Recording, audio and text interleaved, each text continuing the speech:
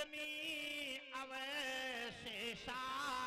एक भ्रांति है समाज में, भ्रांति ये है, बोले सवेरे सवेरे सपन देखो तो बिल्कुल है सही हो, तो वही मैं बता रहा हूँ। रजनी अवशेषा, थोड़ी ही रात्रि शेष थी, अर्थात सवेरा होने वाला था। बोले इहारा। हाँ, और आप हैं हमारे बड़े भाई महेंद्र सिंह जी, आपके द्वारा 21 पुष्प मुद्राएं भगवान भार्गव परशुराम जी के चरणों में और 21 पुष्प मुद्राएं लखनलाल जी के पावन श्री चरणों में, और ये प्रथम पुरस्कार है सायन से लेकर के अब का, जो कि महेंद्र जी ने व्यास गद्दी में सादर सप्रेम में ऐड किया। बड़ी प्रसन्नता का विषय है। प्रथम स्थान जीतने वाले आप। बहुत बहुत साधुवाद, बहुत बहुत धन्यवाद। व्यास जी, एक बार स्वप्न देखा गया, बोले यहाँ राम रजनी अवशेषा, और जागे सीए सपन अस देखा। क्या देखा कि सहित समाज भरत जनो आए, और नाथ वियोग तापतनो ताए। देखी मातु आन अनोहारी। एक बार चित्रकूट में मैया जानकी ने स्वप्न देखा कि हमें लगता है कि भरत जी पूरी प्रजा के सहित आए। बोले सहित समाज भरत जन आए, और कैसे हैं? बोले भगवान के वियोग में बहुत दुखी है, नाथ वियोग ताप तमताए। लेकिन देखी मात आन अनुहारी, माताएं जो अपनी हैं वो वैसी नहीं है जैसी हम लोग छोड़ के आए। कैसी छोड़ के आए थे?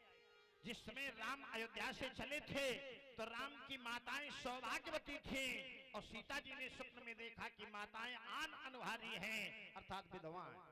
ये देखा, और जिस समय स्वप्न बताया तो राम जी ने नहीं कहा कि ये स्वप्न सत्य होगा।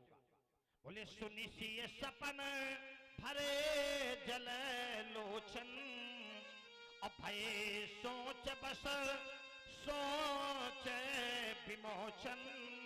स्वयं राम सोच में डूब गए और कहने लगे कि लखन सपन यह नीक न होई, कठिन कुचाह सुनाई कोई।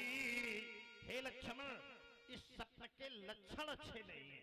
देखो, स्वप्न के विचार होते हैं, स्वप्नों के विचार से अनुमान लगाया जा सकता है। यदि ऐसा स्वप्न देखा जाए तो परिणाम ऐसा हो सकता है।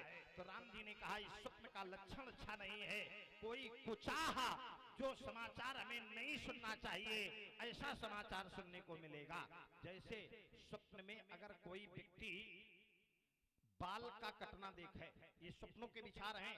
अगर कोई व्यक्ति देखे कि मेरे बाल सिर से उतारे जा रहे हैं तो समझ लेना चाहिए उसकी मृत्यु 1 सप्ताह के अंदर हो जाएगी। ये लक्षण है स्वप्न के। यदि स्वप्न में कोई व्यक्ति किसी को मरा हुआ देखे तो उसकी आयु अधिक हो जाती है, ये स्वप्नों के लक्षण है। लेकिन ये नहीं कहा जा सकता कि जो देखा गया है वही होगा। जैसे कोई व्यक्ति हाथी पर बैठा हुआ दिखाई दे, हाथी पर बैठा देख ले कि हम हाथी पर बैठे जा रहे हैं, तो समझ लेना चाहिए घर में कोई बहुत बड़ी बीमारी आने वाली है। ये स्वप्नों के लक्षण होते हैं, लेकिन ये नहीं कहा जा सकता है कि जो हमने देखा है ऐसा ही होगा। चलिए, आपने काफी स्वप्न की बातें देखिए। हमने स्वप्न का एक केवल कारण बताया था, आपने कई बातें इधर से उधर और जो बातें सही बताया। हर एक स्थान पर लोगों को जो स्वप्न देखे गए हैं वो अलग अलग प्रकार के थे, लेकिन लक्ष्मण के द्वारा जो स्वप्न बताया जा रहा है, क्योंकि आपने ही स्वप्न की चर्चा किया था, और जिस समय आपने स्वप्न की चर्चा किया था तो आपने कहा था कि स्वप्न की बात सत्य नहीं होती है। तो मैं अब उसको चाहे इतना बता दो चाहे इतने में बता दो, थोड़े ने ही जानी है सयाने। जो सयाने लोग होते हैं, चतुर लोग होते हैं, वो संक्षेप में ही समझ जाया करते हैं। आपने काफी चौपाइयां स्वप्न के संबंध में सुनाई और हर एक स्थान की अलग अलग चौपाइयां सुनाई। अब मैंने केवल आपको समझाने के प्रयास स्वरूप एक चौपाई का उदाहरण दिया था कि पंडित जी सभी स्वप्नों सत्य नहीं होते हैं, लेकिन मैंने एक शब्द लगा दिया था कि कभी कभी भक्तों के द्वारा देखा हुआ स्वप्न सत्य हो जाया करता है। और वही उदाहरण मैंने आपको लंका से जुड़ा हुआ बताया था कि सपने बानर लंका जारी, अजात धान सेना सब। इसके आगे भी व्यास जी सपन देखा गया है। अब यहां तक स्वप्न तो सही हुआ, अब कौन सा स्वप्न इसमें भी देखिए, केवल अब इसमें भी कई प्रकार के स्वप्न देखे गए। वहां पर जो स्वप्न देखा कृष्णा ने, तो स्वप्न यहां तक तो देखा कि एक बंदर आया और लंका को जला करके राख कर गया, लेकिन इसके बाद में एक स्वप्न देखा था। क्या, कौन सा स्वप्न देखा था कि खर आरूढ़ हो नगन 10 सीसा, अमुंडित सिरो खंडित भुज बीसा। तो पहला स्वप्न तो सत्य हो गया, लेकिन कुछ स्वप्न ऐसे वहां पर देखे गए कि सब स्वप्नों में कुछ स्वप्न सत्य नहीं हो पाए। तो केवल कहने का तात्पर्य मेरे ये था कि स्वप्न की बातें कभी कभी सत्य हो जाया करती है, जो परमात्मा के प्रति देखी जाती है, जो परमात्मा से जुड़ी हुई स्वप्न की बातें होती है। चलो ये सपने अपने वाली बातें छोड़ो, जागृत अवस्था वाली बात करो, ये स्वप्न वाली बात छोड़वाए। और जागृत अवस्था की बात ये मैं करना चाहता हूँ। फिर से मैं आपको बता रहा हूँ कि जो धनुष का खंडन करने वाला है वो कोई साधारण नहीं है, क्योंकि अभी आपने बताया था कि धनुष साधारण नहीं है, क्योंकि मैंने ये जाना है कि संसार में 2 ही दिव्य धनुष हैं, 2 दिव्य धनुष। इनमें धनुषी दिव्य श्रेष्ठे लोकादि पूजते दहे बलवती मुखे संकल्पे विश्वकर्मणा। संसार में 2 ही धनुष श्रेष्ठ माने गए हैं, और संसार में वो 2 धनुष कौन से श्रेष्ठ माने गए हैं? दिव्य धनुषी श्रेष्ठे लोकादि पूजते। संसार में 2 धनुष श्रेष्ठ माने गए हैं, एक धनुष है सारंग और दूसरा धनुष है जो टूट गया। तो तोड़ने वाले ने जो धनुष का खंडन किया पंडित जी, तो अब तो टूट गया है। देखो हम आप बात यह बताओ, तुम आज इतना क्रोध कर रहे हो, कैसे कह रहे हो कि तुम्हारे गुरु बाबा कह रहा है, तुम्हारे गुरु बाबा कह रहा है, एक है मारे क्रोध कर रहे हो। जब तुम अपने गुरु बाबा के लड़का के दांत तोड़ डाले रहा, तब वो समय क्रोध ना भया हुई तुम्हारे अंदर। आज धनुष तोड़े वाला धनुष तोड़ दी, तो इतना ही चिल्ला रहे, हल्ला मचा रहे, बड़ा अपराध है, ये बहुत ही अपराध किया गया, ये बहुत ही गलत किया गया, ये अनुचित है। आज बता रहे हो कि अनुचित है, और जब गणेश जी का एक दांत तोड़ दिए रहा तब अनुचित नहीं था।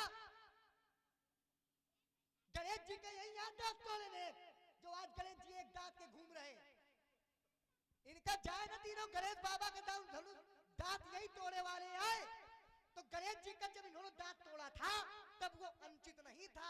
जिस प्रकार से आपने गणेश जी का एक दांत तोड़ दिया था, उसी प्रकार से धनुष तोड़ने वाले ने धनुष को तोड़ दिया। बात बराबर, अब कोई यहाँ पर कोई बात अब नहीं लगती है। और एक बात मैं आपको बता रहा हूं, धनुष तोड़ने वाला कोई साधारण नहीं है। आप धनुष तोड़ने वाले को कोई साधारण मान रहे क्या कि धनुष तोड़ने वाला कोई साधारण है? धनुष तोड़ने वाला पंडित जी साधारण नहीं हो सकता है। और धनुष तोड़ने वाला क्यों नहीं साधारण हो सकता है?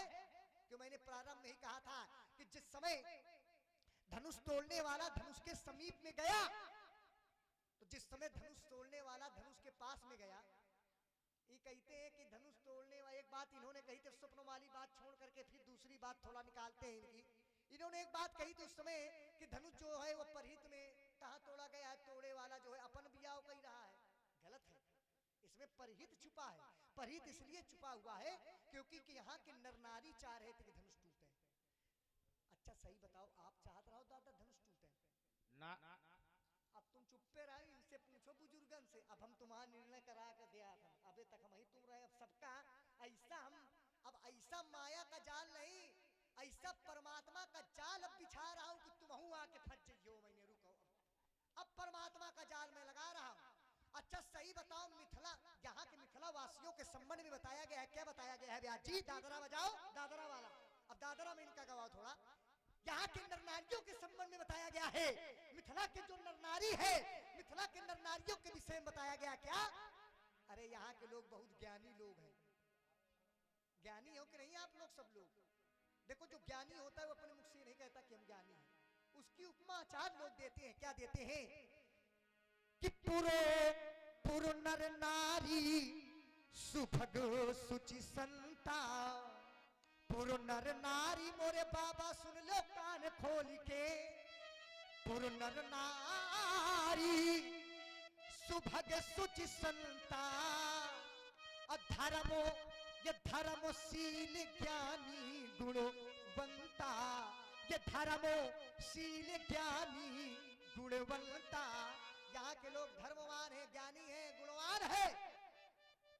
और जो ज्ञानी लोग होते हैं वो उचित कार्य करवाते हैं कि अनुचित कार्य करवाते हैं? जो ज्ञानी लोग होते हैं वो उचित कार्य करवाते हैं। इसी कारण से जिस समय धनुष तोड़ने वाला है को धनुष तोड़ने वाले को यहाँ के ज्ञानी लोगों ने देखा तो उनकी भावना बदल गई। उनकी भावना क्या होने लगी? जिस समय तोड़ने वाला धनुष के समीप में गया, और आप हैं भाई हमारे आदरणीय श्रीमान हरिश्चंद्र भैया जी बैठे हुए हैं मंच में और बड़ा अथक परिश्रम भी करते हैं और सुंदर भगवान की पावन लीला करवाया। उनकी तरफ से ये भगवान भार्गव परशुराम जी, लक्ष्मण जी, व्यास जी एवं लाइव चैनल वालों को भी क्रम से 101 पुष्प मुद्राएं सादर से भेंट कर रहे हैं। बहुत बहुत साधुवाद है और बहुत बहुत धन्यवाद। अब देखो नर नारियों की बात किया, यहाँ के ज्ञानियों की। अब ज्ञानी लोग देखो अब आ रहे हैं और आप हैं भाई आदरणीय ज्ञानियों की चर्चा करो। ज्ञानी सत्येंद्र सिंह गौतम, आपकी ओर से भी भाई लाइव चैनल जो सुंदर दूर दूर तक पहुंचा रहे हैं लीला को, उनके लिए भगवान भार्गव परशुराम जी, लक्ष्मण जी एवं व्यास जी क्रम से 101 पुष्प मुद्राएं सादर से भेंट किया है। भाई बहुत बहुत साधुवाद है, बहुत बहुत धन्यवाद। जिस समय धनुष तोड़ने वाला धनुष के समीप में गया, चाय आए पिया दो, थोड़ा पंडित जी का दे आओ जाके उधर गरमा के दीने हो, ज्यादा सुनो, ज्यादा गरमा के ना दीने हो, वैसो गरम है वो गरम न कर दीने हो। इनका कुछ शीतलता वाला प्रयोग करने की आवश्यकता है और शायद आज मिथिला अधिवेशन अंतर्गत जब शीतलता का प्रयोग होगा तभी इनका शायद क्रोध समाप्त हो। गरम गरम न देना, बिल्कुल गरम गरम में गरम न कर देना बिल्कुल। या ठंडा नहीं ना, यही गरम कर जाए, इनका सब गरम कर जाए। केवल एक ही ठंडे का प्रयोग कर सकता है शीतलता का। आप देखो कोई ना कोई होगा, कोई सर्वशक्तिमान होगा जो शीतलता का प्रयोग, ठंडता का प्रयोग इनके सामने करेगा। तो धनुष तोड़ने वाला जिस समय धनुष के समीप में